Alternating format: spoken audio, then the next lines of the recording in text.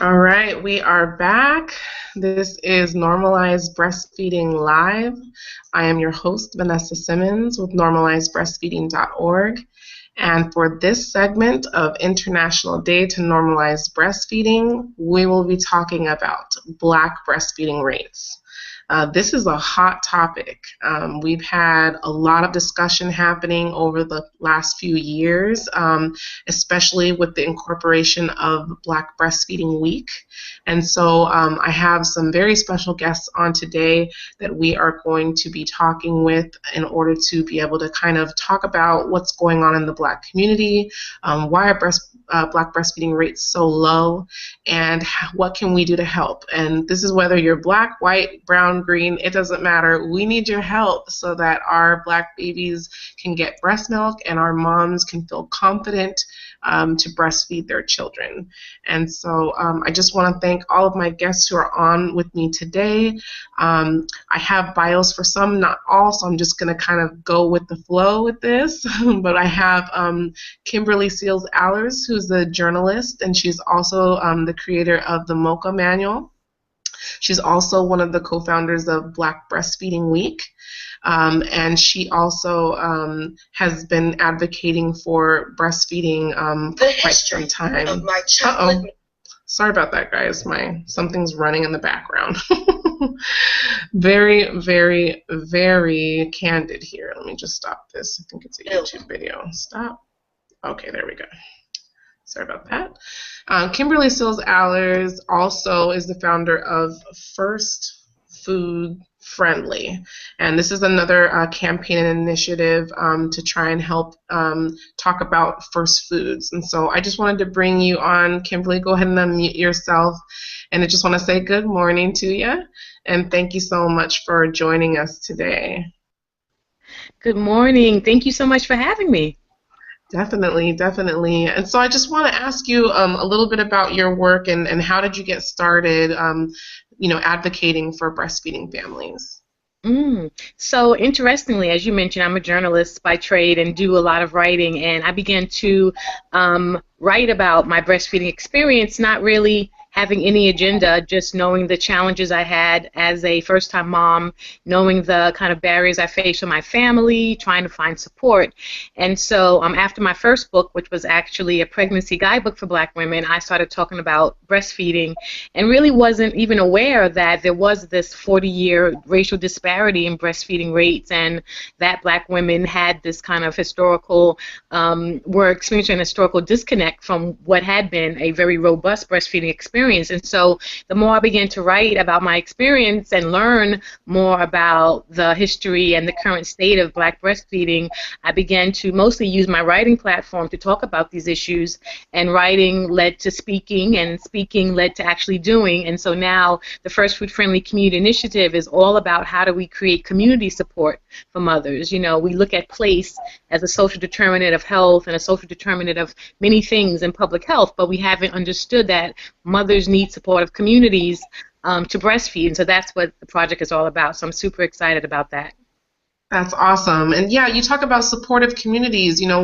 What do you think our African American communities are lacking? Where is the support lacking? Well, I started this work with with a small project that I started in the Southeast. So we went to Jackson, Mississippi, New Orleans, Birmingham, and really start to look at what was available locally. And so that's when I started coining the phrase first food deserts, right? Because in the food world, we've learned that just as we want people to eat well and exercise, it can't really happen if they don't have local access to, apples and bananas and a safe place to exercise. So in the same parallel with breast milk or the first food, if mothers don't have that hyperlocal access to support, then it really is almost a setup for failure to expect them to continue to do it in an unsupportive environment. And what we found through these projects was that many communities, particularly vulnerable communities, were lacking actual breastfeeding support groups, right? We know in some places La Leche League is everywhere, and in some places they're absolutely not. They were lacking nursing rooms for moms in public places. There were physician offices who had a high level of infant formula marketing still in their lobbies. Pediatricians not even having a lactation consultant on staff or as a referral. So we started to find these real commonalities around, communities that were really first food deserts in terms of support. And, now our goal is to figure out how we can turn that around, right? We want to now make sure every community, particularly the vulnerable ones, do have the support at all the community areas for mothers to breastfeed. Exactly, exactly. Thank you so much for sharing that with us. So, I'm also going to introduce your partner in crime with Black Breastfeeding Week, Anayah. She's also been a great tool to the Black breastfeeding community with her book, Free to Breastfeed. And so, Anayah, feel free to unmute yourself and tell me a little bit about your work in the breastfeeding community and specifically the Black breastfeeding community. How did you get started? That's such a nice question.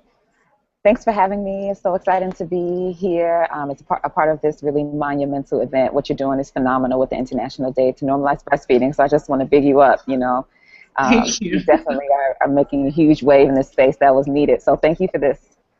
I guess the way I entered this was also by my personal experience. Che Guevara has the quote that a true revolutionary is guided by feelings of deep love. And I don't say that to call myself a revolutionary, but me coming to this work was all about love for breastfeeding. Like, I didn't have an agenda to increase breastfeeding rates. I didn't even know that there was a disparity in breastfeeding rates. I was a new mom. I was breastfeeding, and I loved it. But also, all of my peers had breastfed their children. My mom breastfed. My grandmother breastfed. It was, it was what we did in our family. It was very normal. I didn't know that obviously I knew formula existed, but I didn't know that there was a such thing as like this huge gap in racial disparities with breastfeeding. I didn't know about all of the myths about breastfeeding and stigma around breastfeeding. I had no idea. I knew that I was breastfeeding my son. It was such an amazing experience for us. And when I was up in the middle of the night at 3 a.m., 4 a.m., and like joining Twitter and on social media and getting into breastfeeding conversations, I was like, the fly in the milk. And I had a friend, Janine, who's my co-author of the book, who had a child around the same time. We met because we both had mutual friends, and we were pregnant around the same time, and we were both aspiring midwives. And we were having the same experience of being like, wait a minute, this is a thing, like this racial disparities in breastfeeding. And she knew more about it than I did because of her own experiences and trouble that her mom had with breastfeeding her and being discouraged from breastfeeding her unnecessarily. And so that's where it started. And so we both were sort of like, well, we do breastfeeding. We know so many people who do. So why don't we just spread that message? And I think even now with the work that we do with Black Breastfeeding Week, with the work I do with Free to Breastfeed, and even the way that my work is related in larger issues to economic security, to me, it's less about talking about why Black women don't breastfeed and talking about how, when we do it, what makes it successful. The fact that a lot of us do, and I think that's a better narrative than that we don't. I think, right. I mean, you know that because you have the campaign to normalize breastfeeding, and I think one of the ways we do that is this culture change piece is to talk about the people who do and show how normal it is, show what support it has taken to make that happen, to show how helpful it can be, just to show people being human and have it be a part of a human normal parenting or developmental experience. So that's where I come to with the work. And like I said, I also do work with Moms Rising, and Moms Rising has been a great support of Black Breastfeeding Week and the work that I do with Black Breastfeeding Week and larger breastfeeding support work. And for me, that is about connecting to the larger economic issues, which we don't always talk about and which are vital to Black breastfeeding rates and Black breastfeeding experiences. And we talk about paid family leave and talk about people being able to pump at work and talk about people having health care and access to lactation support and people who have some sort of, I don't want to say cultural humility, but can just connect on a human level to actually support people through this very visceral and spiritual experience. That's not something that can just be mediated by any healthcare provider, I think, in a really and a really meaningful way. So I think that the conversation has a lot to do with also structural forces as well. Definitely, definitely. Thank you so much for your insight. You know, that's deep and it's so true. You know, telling the do's in this situation is so much more important than telling the don'ts. And I think that when we focus on the rates, you know, it's very disheartening to think, why aren't my people breastfeeding? And why, you know, I didn't grow up around seeing people breastfeeding. My mom told me that she breastfed me. I'm first generation African American. My parents are from Ghana. And so I just knew that my mom breastfed us, but I never saw it. I never saw anyone breastfeed at all until I was in my 20s. And thankfully, she was an African American woman. She's my friend. And she's actually the woman who's featured in the very first image that started this whole campaign. You know, I saw her breastfeeding and I saw she was telling me about, oh, you know, I got cracked nipples and this hurts. And I'm like, what is going on? But I was supportive and I was just like, you know, do what you have to do. My mom breastfed us, so I know what you're doing is right, you know. And so that was my only example. And fast forward a few years down the line, you know, I ended up having my baby. And of course, my choice was to breastfeed, but I just had never seen it in my community. I'd never seen it done. I'd never heard anybody talking about it. I mean, I just didn't know that it was an issue. And even with my son, you know, I always felt like people kind of like not looked at me strange, but kind of like, you know, like you get that feeling like they're like, you're the only black person in the room. Like, you're breastfeeding your baby, and people know that it's not the norm for what they see, especially in the literature. This is something really big and something that I talk to people all about all the time because I'm a photographer. And so not just in the literature, but like you think about like WIC and you think about like all these different organizations that promote breastfeeding. And it's really about putting those images out there in the literature that they're giving to the moms so they can see that it's normal, not seeing an image that doesn't look like ourselves. And so interestingly enough, as a black mother who is breastfeeding and also a photographer who photographs breastfeeding, I cannot seem to find for the life of me black breastfeeding women who want to be photographed. I mean, it's like, it's a very strange phenomenon. I can't figure out why out of all the women I've photographed, I think I want to say at least 15 moms for this campaign alone in the last year. And I want to say 4 of us were African American. And I mean, I had to do some digging to get the 4 of us. I had to get myself into some of those photographs just to increase that number one notch, you know. And so it's something that can be a little bit confusing, you know. When I came across the page, Black Women Do Breastfeed, I was just like, wow, yes, we do breastfeed, you know. And I started sharing it and I started posting up my own photographs, and once I started the campaign, they started showing my images as well, and I was just overwhelmed by the support. And so I think with the numbers on that page alone, you can definitely see that, yes, Black women do breastfeed. There are plenty of moms out there doing it. We're just not connected in a way that we can all come together and support one another. And so that page has definitely done that for the Black breastfeeding community for sure. So thank you so much for sharing that with me. I'm just really quickly going to give a shout out to George Moss. We got George Moss on the line. You can unmute yourself.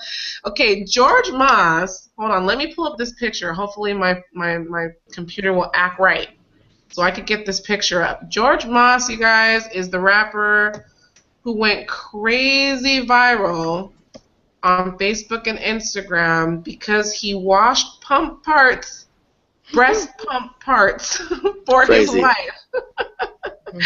George, tell me a little bit about the accident that you're calling it, and what happened, and just tell me what are your thoughts.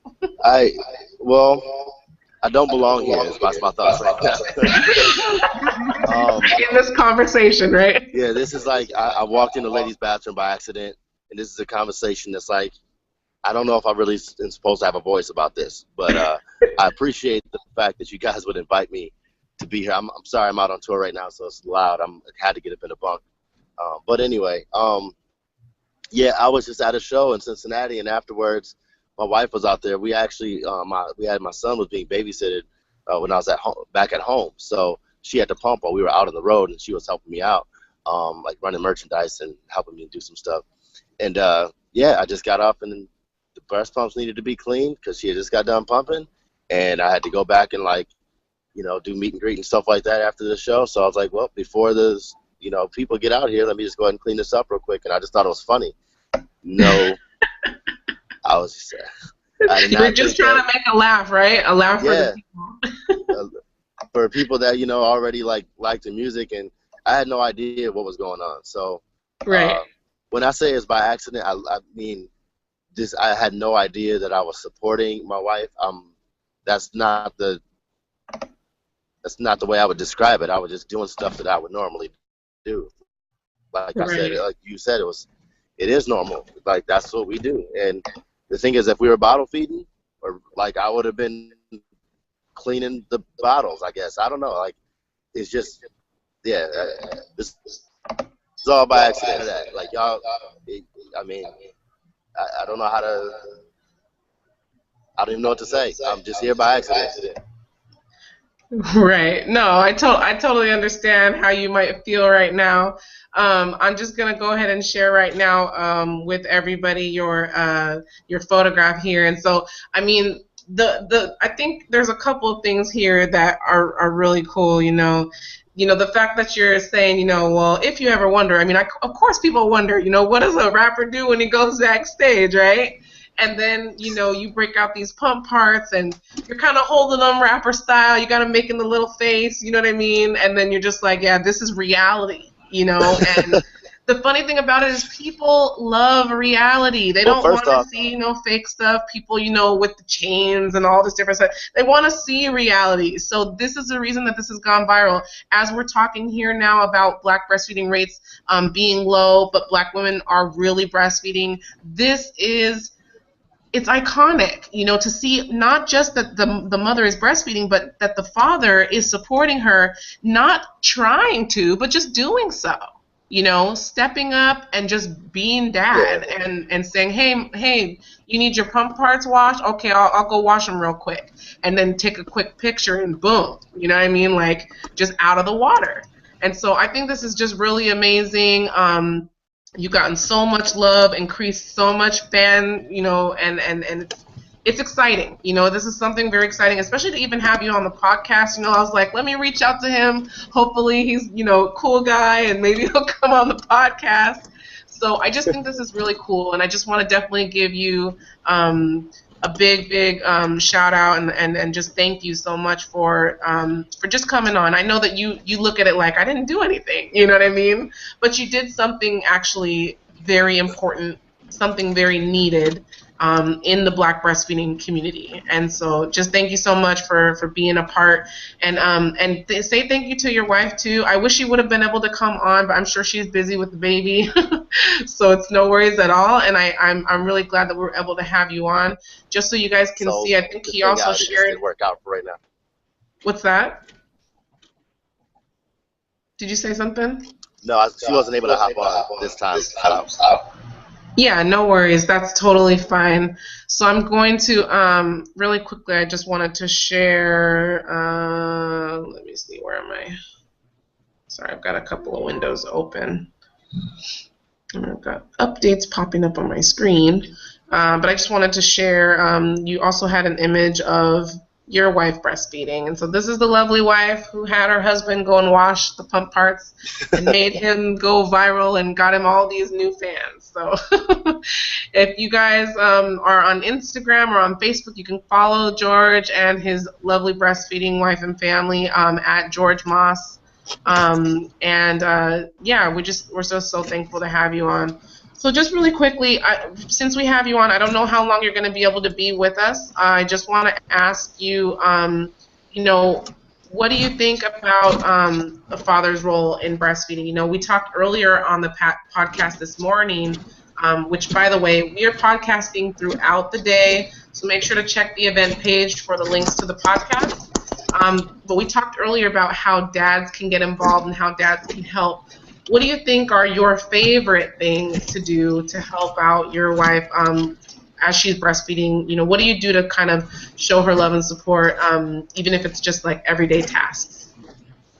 I mean, that's just it. It is just everyday tasks. I don't look at it as supporting my wife in breastfeeding. I just look at it as supporting my wife, period. That's just what you do. You love her, That's awesome. You take out the trash, you cook dinner, whatever she needs, that's what you do. Amazing. And see, I think also that's something that people really love is like that humility, like knowing that, this is just what you're supposed to do. It's not something that should be something that's even discussed, because it should be being done anyway. So right. I'm really glad to have your perspective, and it's good to have the male perspective sometimes on these types of conversations. It doesn't happen all the time unless they're like, a pediatrician or something like that. We don't always have dads on the podcast. Well, that's the reason why I wanted to even hop on, is because I hope I encourage other fathers just to say, hey, this is what we ought to be doing. Sometimes you need to walk in on the conversation that you don't necessarily have the same perspective on. Because, I look at it from a very much less sensitive, or how do I say this without offending somebody? Well, I can't say this without offending somebody, because that's just what the internet does. You just have to, I don't know, from a father's perspective, it's something that should be normal, and I can't believe more fathers don't do this. And I think more fathers, I wouldn't say that, more fathers do this. Like, it's not an abnormal thing, and for us to kind of glorify it as like I did something special, I think what is special is that there's a black father being promoted, being shown as someone that supports their family. And the thing is, it does exist. It exists in massive abundance. It's not every single black father of their family. So I don't really come on here to represent myself as George Martin. What I'm doing is something that millions of fathers are doing across this country, across this world. The narrative that we have, that black fathers, hardworking guys don't care about their family. My goodness, I'm sorry. I'm not even rolling this. It's bumpy right now. It's okay. No worries. This is a relaxed podcast. I always tell my viewers that. Can't even think straight, but. Thank you so much for your insight. Very, very wise young man here that we have here, guys. This is just awesome, and definitely a proud example for the black men of America, the husbands and fathers especially. This is what it should look like as everyday tasks, not as something completely special, but it is great, like he said, to see a positive image of a black male in the media. Mainstream media. You were getting like People. I saw you on People. I was like, what? Like, how does this it's shipped out. The Today Show was talking about it. Do you see that? It was crazy. I didn't see that. That's awesome. That's huge. That's really awesome. And see, we need more positive breastfeeding stories like that in the media, especially in the black community, to just help boost those rates and help join the community and help everybody come together. So thank you for doing your part as a father and as a husband. Yeah, for sure. So I'm going to ask you to go ahead and mute yourself. I'm going to share a couple of things with you guys via my screen, and then I'm going to come back to our panelists in just a few moments. Let me try and pull this up here. So I just want to talk a little bit about my photography and my work. This is the image that kind of sparked the interest of a lot of my viewers. I actually, let me make sure I'm presenting. Hold on one second. Oh, I am presenting. Okay. So, I kind of felt like, hold on one second. When this is the one mom that I have ever seen breastfeed before I ever breastfed myself. This is my friend Lorraine. She was so gracious to pose for me for this photo shoot.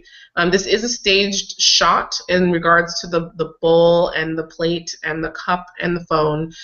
We set it up this way for an editorial look to try and create conversation and to try and spark interest in others to see that this is normal. Sometimes this is what breastfeeding looks like. You're at the table, you're eating, your baby comes up to you and also wants to eat. And, it should be just fine with anyone who's sitting at that table for you to be able to do this. This should be normal. And when we started this campaign, it definitely was not. This campaign actually it ended up being something that was very, very scrutinized. Everyone was talking about why isn't she covered up, and I felt like I needed to dig deeper. I didn't understand why, and I didn't understand why people were so adamant about taking this image and really like breaking it down. Now, the original image, when I posted it, it came with a text that also said, what did it say? I don't even have the original image with me right now. Just saying something to the effect of, when I sit down to eat, so will she. And the original one said, is that okay with you? And I just put that there because I'm just like a polite type of person, and I'd rather ask if it's okay. Even if it's not okay, I'll still ask. But then as time went by and I started to get comments of people saying like, I wouldn't ask, and I was like, I shouldn't have to ask. And so I removed that part. And it just said, when I sit down to eat, so will she. And it started to really spark a lot of conversations in the Black community. I know this was posted on Black Women Do Breastfeed page. And then it also was very happily, and proudly, it was actually used in a Huffington Post article of 17 beautiful breastfeeding images. And I was very proud